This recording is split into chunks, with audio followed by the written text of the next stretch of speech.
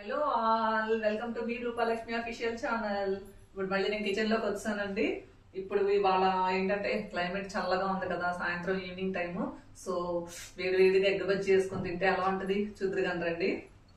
నేను ముందుగానే ఇలా ప్రిపేర్ చేసుకున్నాను. శనగపిండిలో కొంచెం బియ్య పిండి క్రిస్పీనెస్ కోసం అని, సాల్ట్ కొంచెం, కొద్దిగా కారం, కొంచెం తినే సోడా వేసుకున్నాను.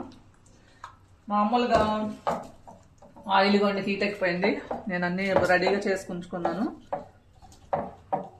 అందరూ ఫుల్ ఎగ్ వేస్తారు, నేను ఫుల్ ఎగ్ వేయనండి. ఒక ఎగ్ని ఇలా 2 పీసెస్ కింద కట్ చేసి చేసుకుంటాను. నాకు ఇలా చేస్తేనే నాకు ఇష్టం. సో మీరు కూడా ఇలా ట్రై చేసుకోండి, పిల్లలకి ఇలా పెడితే బాగుంటది. సో ఇట్లా నేను డిప్ చేసేసి ఎగ్ని ఇలా వేసేసుకోవడమే.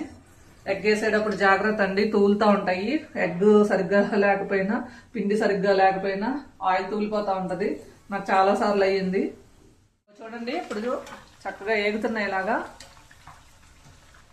ఇలా కొంచెం అటు ఇటుగా కలుపుకోవాలన్నమాట. పైకి తెలియని తర్వాత ఫస్ట్ వేయంగానే కలిపి దూరంగా ఉండి తీసుకోండి. నాకు చేతి నిండా ఆయిల్ ఇయ్యే మచ్చలు ఉంటాయి. అసలు ఇట్లా తీసేసుకోవడమే. ఇంకా టిష్యూ పేపర్స్ యూజ్ చేస్తారండి, అవసరం లేదు ఎగ్ బజ్జీకి.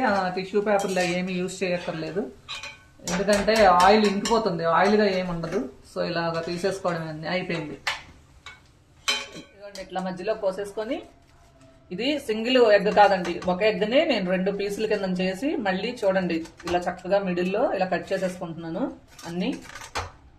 వేడివేడిగా ఇలా క్లైమేట్ కూల్గా ఉన్నప్పుడు ఇలాంటి ఎగ్ బజ్జీలు వేసుకుంటే భలే ఉంటుంది కదా. ఇలా చూడండి, ఇలా ఆనియన్స్ పెట్టేసుకోవడమే. వావ్,